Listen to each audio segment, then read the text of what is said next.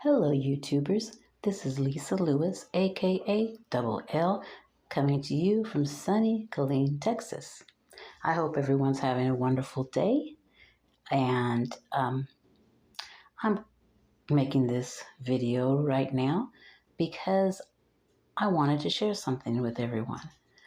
For the last 2.5 years, I've been working on a book that takes you through through my journey on social media. As a lot of you know, it hasn't been the best journey, but there have been some great things that came out of it. But I just wanted to read you a little bit and, get some feedback. If you listen to it, give me some feedback. I can take constructive criticism very well. I'm not quite finished with it yet. I still have the juicy stuff to get to, like the past year and a half, 2 years. Yeah.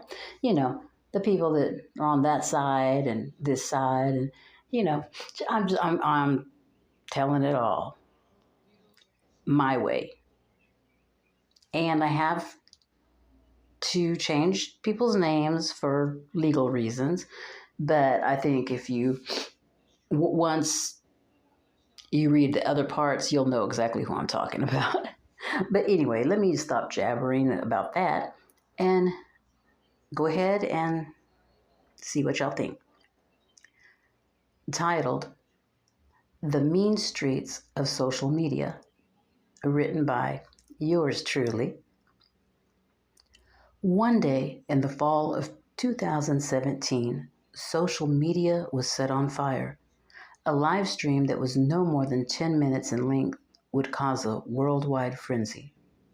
What could this red-headed girl wearing mirrored aviators possibly have said or shown that would have thousands of people doing their own investigations, staying up for days, protesting, accusing, arguing, tearing each other apart, all in the name of justice? Justice for Kasika. Here it is, almost 5 years later. All but a handful of the social media investigators moved on to different content or have left the platform altogether, and we are no closer to knowing the truth or getting the case reopened than we were back then. September 9th, 2017 is when the world would be consumed with the fight to get justice for this young girl. It wasn't long before the narratives of what really went down went from one extreme to the next. This was the start of the J4K community on two of the largest social media platforms in the world. The people's investigations led them from organ trafficking to gang stalking, from satanic sacrifice to the Illuminati and the all-seeing eye. This young girl went missing from a hotel birthday party hosted by the red-headed girl in the mirrored aviators, and she was later found in the freezer, the loading dock, the lower kitchen, the upper kitchen, the basement, or maybe she wasn't found there at all. That's just where they placed her lifeless, abused, and broken body. One thing for sure, whichever narrative you followed, it revolved around a well-known 5-star hotel in the smallest yet wealthiest town in America, a town that was known for organ trafficking and a corrupt police department, a town that is and has been run by one family for generations. That's no secret. A town where the mayor was the son of the previous mayor, as he was to the mayor before him. A town where police officers are paid $98,000 a year, bumping them into a tax bracket that most of us only dream of being in. Yes, a picture-perfect Norman Rockwell Saturday Evening Post cover type of town, where everyone knows everyone, in this squeaky clean. Apple pie, baseball, and hot dogs on a Sunday afternoon. Perfectly perfect town. You might say that no such place exists, and you would be absolutely right. Oh, but they would like for us to think that it does. Do they just ignore the accusations that they live in it? I'm sorry. Do they just ignore the accusations that they live in a town so corrupt that Al Capone himself would hide his face with shame if he lived there? The stories talk of this place gaining its riches by the sex trafficking of children, teens, and the occasional adult, depending on what's on the menu of the satanic calendar.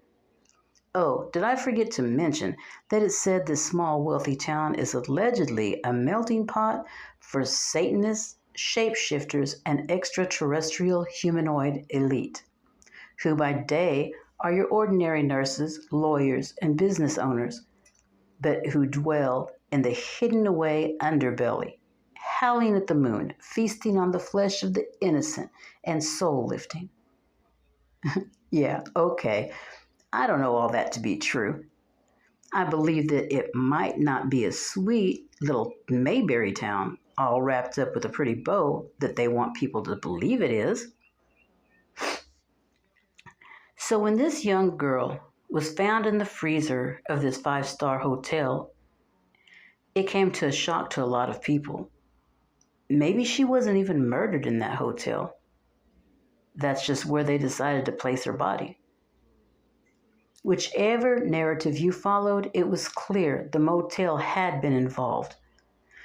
So when the highly unprofessional investigation resulted in the cause of death being ruled as an accident, it would be just a matter of time before all the accusations and conspiracy theories caused chaos all through the social media streets.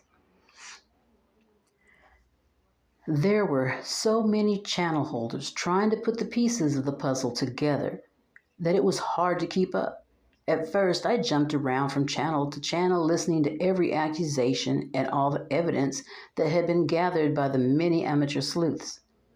It didn't take long to realize that not two of these determined investigators agreed on one thing other than this was not an accident. I tried to take the most logical parts of all of them to test my own investigative skills, and every day ended in a different scenario.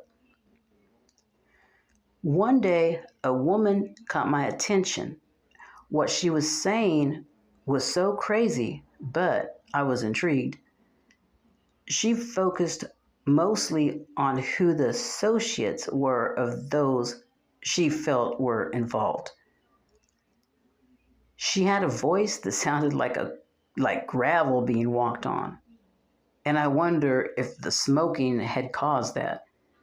Within an hour's time of listening to her, she took at least 5 to 6 smoke breaks, and the longer she stayed up glaring at her computer screen, tapping away at the keys, the more breaks she took. She believed that the gangs that were associated with this young girl were responsible. But that suspicion quickly turned to thinking it has to be more to it than just a gang payback type thing. She started looking into who owned the hotel and who they associated with and what deviant behavior they were into. This is when I learned about organ harvesting and the huge profits that came with it. It came as quite a shock to me that people paid for people's organs and other parts.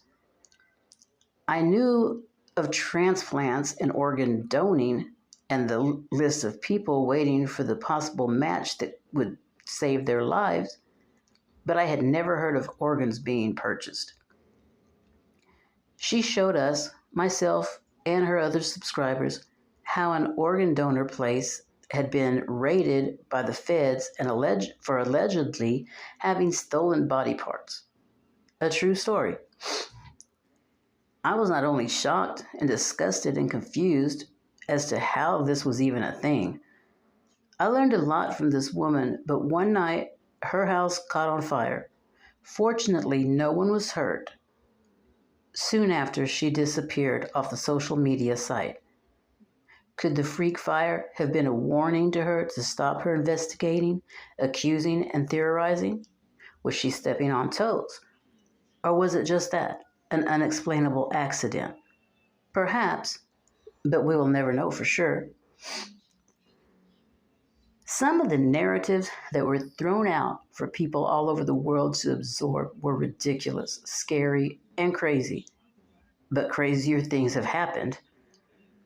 People were editing and using filters to show us all the people who had been edited out of the hotel surveillance footage. They showed us the edited timelines. They showed us where the footage had been cut. There were so many people uncovering so many flaws in the footage that it became overwhelming. We saw how her friends pretended to look for her throughout the hotel after they, quote, realized she was missing. We watched her stumble through the halls. We watched her stumble through the hotel halls. She was obviously under the influence of something and seemingly oblivious to where she was going. But was it really her? The body shape was different, the height was wrong, and there's the fact that more than one of the party goers were dressed exactly like her. She was wearing distressed denim jeans, a matching jacket, and Jordan sneakers. Her hair was freshly done, black, long, and straight down her back. With white polish on her fingernails and toenails, she was party ready. She arrived with 3 female friends sometime after 11. I won't add in the time because that has been questioned by almost everyone, and I'm not sure. So I'll leave the specifics of my opinion for later. I'm not sure that I can pinpoint exactly when the divide happened, but it was the beginning of the most unthinkable actions from adults that I had ever seen. Vulgarity spewed from channel holder to channel holder, from chatter to chatter. And those who weren't identifiable, we call them trolls, they too were responsible for adding to the confusion and mayhem that once was the J4K community. Okay, y'all, so that's just a little sneak preview. So I'm not going to keep you on much longer. I hope you have I hope the rest of your day is beautiful, filled with sunshine and smiles and love. And yeah, just drop a comment. Let me know what you think. And if you have any advice, anything you think I should add that I might, overlook or, you know, just drop a line. Let me know what you think. This is Lisa Lewis, aka Double L, and I'm out.